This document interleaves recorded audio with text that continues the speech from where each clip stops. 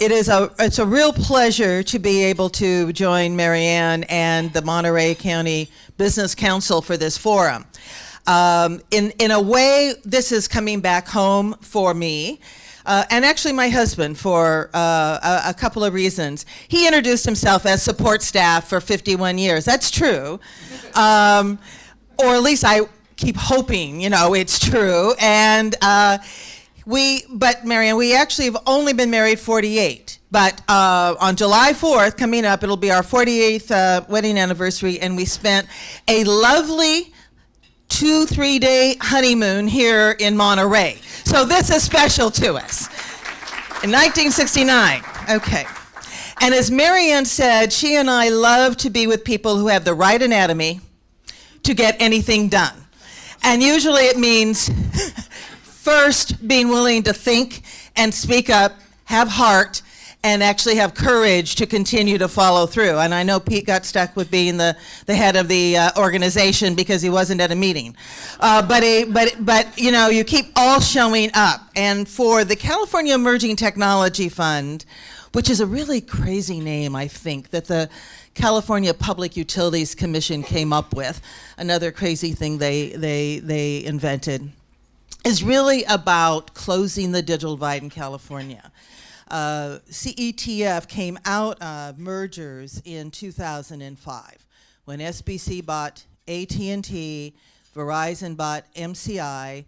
They agreed to a voluntary commitment to dedicate capital to this entity that the PUC wanted to have go close the digital divide in California. And that was no small undertaking. I was recruited by the board that was established. I was working for the state, as Pete said. I was working for, had Caltrans. I love my Caltrans guys and girls. And I told Dennis, please go tell Caltrans to redo the signs and then give you the 3 they did not do correctly so you could auction them off for charity. Okay, so, and I have absolutely no say over Caltrans anymore, but I don't recognize that. And neither should any of you. You're all taxpayers. Everybody is working for all of you as the shareholders in the public corporation called the State of California. So anyway, I really am sorry about that screw up. I had a couple like that when I was also responsible for Caltrans. Anyway, when we began the California Emerging Technology Fund, we started with listening throughout California, asking for the benefit of people coming together to share their views about what's the nature of the challenge of the digital divide, how to tackle that big assignment with some kind of traction. And one of the first sessions we had was a decade ago here in Monterey. And I'm pretty sure, Jim, you were there, and so was Marianne, and probably some other folks, but we listened, and we've made some pretty good progress in California.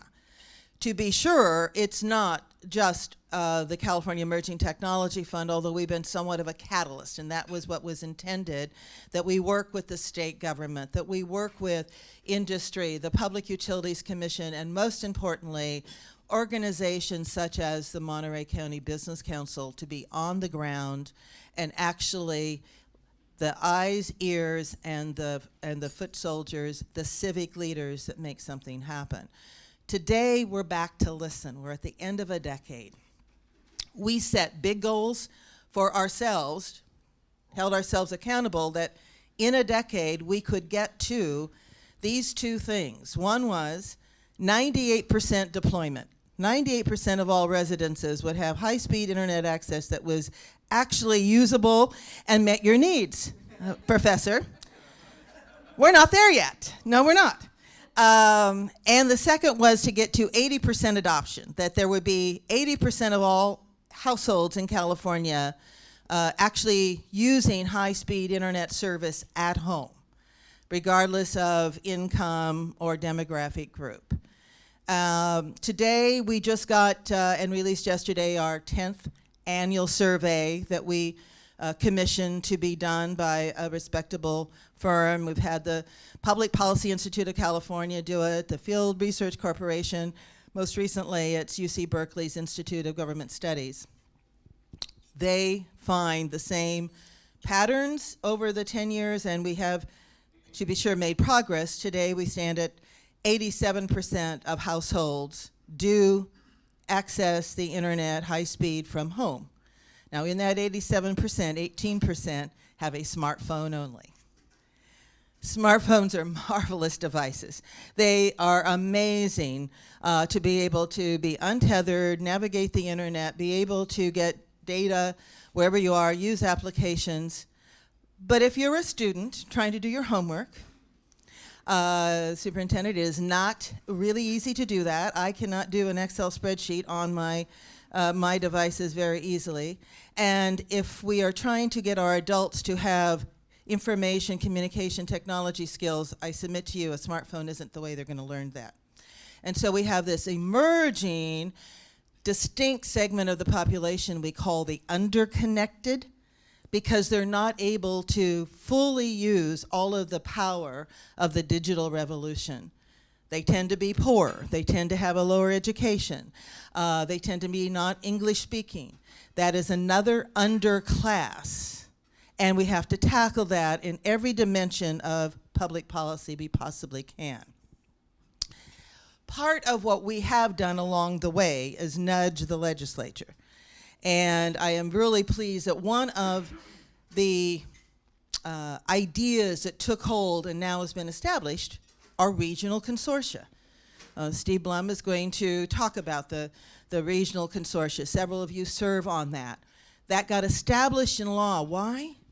Because we were able to demonstrate that when civic leaders such as yourselves are involved in helping figure out a solution, it's more cost effective than if we leave the companies to try to have to do it on their own.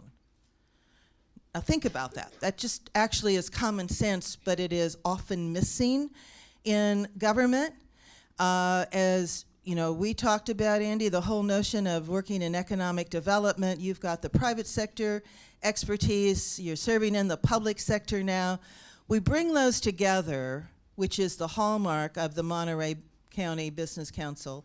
Now we've got the best of both sides of the coin in order to harness the expertise, the innovation of the private sector, and have a partner on the public side to help run the interference. Right, Tony? That's what's needed. Right, okay.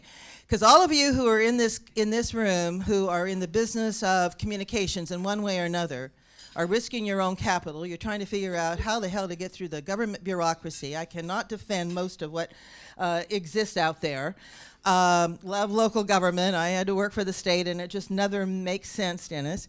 As Rudy just showed up for breakfast, you said, that, my husband too. My support staff just showed up for breakfast, but it's okay if you just show up. My point is you showed up. Okay, so that's 90% of the game. Just show up and you'll get assigned something, and you will ultimately make a contribution. So that's why we are really trying to facilitate this conversation. You're going to hear from Charter. And from Lisa and crew, we are delighted at the California Emerging Technology Fund that we have a partnership with Charter. We negotiated that in the legal arena.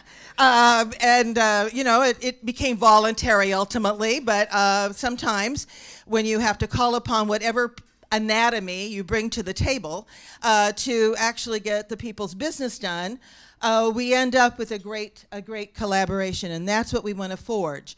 I also want to urge everyone here to think about, particularly if you are a provider in the communications business, if you had to tomorrow make sure the professor has good service, that we get to 98% of all households in this region, what would that look like? If you literally had to put it, down into a plan and everybody take responsibility for clearing the decks, letting entrepreneurship, innovation happen, what would that look like? And that's the conversation for the next 5 years that we're in business, because in fact we do have this partnership. with charter, and that'll sustain our work for the next half decade. I also want to acknowledge that we have, in the public sector, always interesting debate that goes on before we reach agreement, and we're in the middle of that on a couple of pieces of legislation. The process in the legislature is not ever pretty, right? And I want to acknowledge that Assemblymember Mark Stone really was, thank you, Lisa, is it? It's Erica, excuse me, but thank you very much for the work that Mark did last year, the year before, to be a part, to spark the conversation. He's a co-author on the Internet for All Now Act, and I trust that we're going to ultimately get to a good place. But we are having this debate about fair rules and competition and openness and money to support the deployment of broadband to 98% in each region, and that needs to continue. So thank Mark. Ana Caballero from this region is also a co-author on the Assembly side from the Internet for All Now Act, so we really appreciate the leadership from our state officials. We hope that you will not ever abandon the issue and continue to be vigilant, as Marianne, going back a couple of decades ago, had to stick with it. All of these things tend to be longer conversations than we would hope, and we only get to resolution when we have everyone sitting around the table or tables, as we do today. So I'm going to conclude. I'm going to say, if you want to know more about the California Emerging Technology Fund, here's an annual report. It's really an update about how is California doing. Mark's quoted in here, so you can see his lovely picture. And I'm going to want to listen really closely to all the presentations. And then, as Marianne knows, we at the California Emerging Technology Fund are going to be right back in everybody's face saying, how do we get the job done? And Steve is recording all of this. It's going to be, in some form for everybody to access. So this is fair warning as well. To everyone that we all have a job to do yet. Because if you are not online, you are being left behind at an accelerating pace. There is such a disenfranchisement that is going on across the board, even to participate in the democracy, because so many services, so much information is available only online. In California, we have 6.2 million children in public schools. 3 million are going to low-performing schools. Think about what I just said in terms of the future of this state and the need for a workforce that is digitally skilled. We shouldn't be having such an argument over H-1B visas when we've got a population that is not being adequately trained. Getting devices into the hands of every student, into their parents' hands so they can check the homework, check the grades. Unbelievable accountability when you do that.